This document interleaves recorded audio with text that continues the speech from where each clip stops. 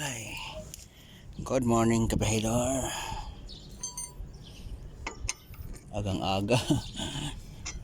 Palit tayo ng gulong kapahidor. Aga nag-video. Magawa.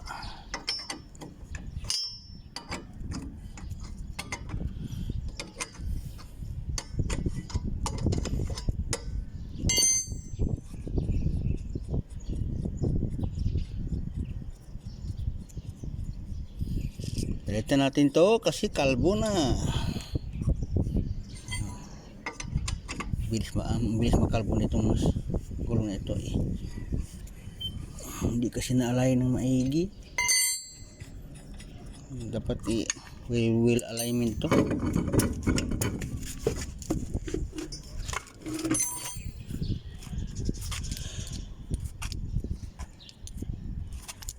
Ito ang kinatakot ko kabaydor oh. Talagang kita ng fly hanggang doon ang haba.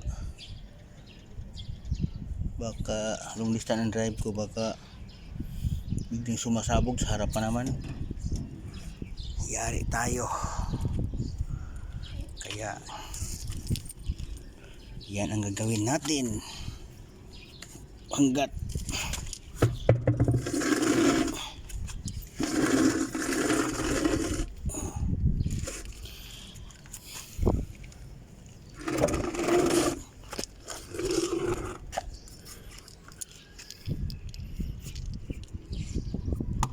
isa luma pero okay pa ito.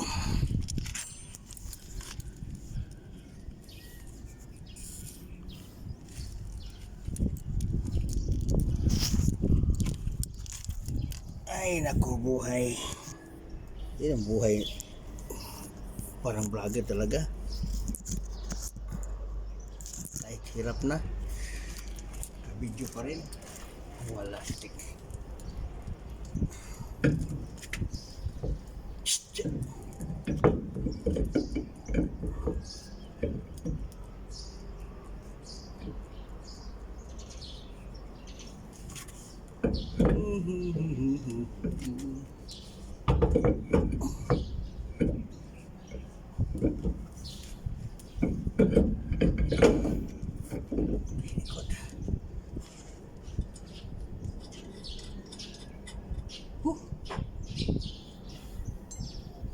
Agang pasingot ay papawis ng maaga kabahidor.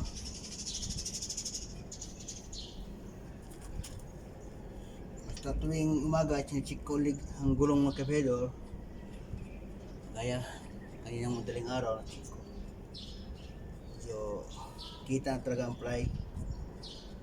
Pag hindi natin palitan, kaya pa dahil mga aksidente tayo kasi takbo natin na long distance talagang pabilisan eh. Halimbawa, takbo tayo ng 100 tapos biglang pumutok yung gulong, hindi tayo makaabot ng senior. Kaya kailangan talaga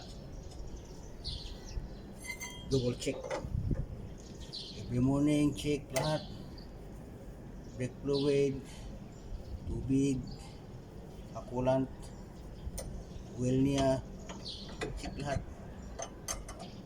Pag di i-check kasi, baba pag masira ang sasakyan, wala nang ibang sisihin eh, driver eh. Kaya nung isang sasakyan na nasira, abot ng 200,000 gastos. Buti na lang na ano ko yun, nabidyohan ko, tapos galing ako sa shop noon eh, pinachange oil ko, pinatune up. Abot ng 30 minutes kakatakbo ko papuntang Kalino, nasira ang sasakyan. Buti lang nakabidyo ako, tapos galing pa talaga sa shop ng sasakyan. Kaya parang tagalog ko kasi the time kung hindi ako nakabidyo, hindi ko yun na-check o hindi galing sa shop, driver talagang sisihin bakit nasira. Yan naman talaga iba driver ka. Kahit ginawa mo na ang lahat, pag mayroon disgrasya or mali, ikaw talaga ang sisihin. Kaya tayong mga driver,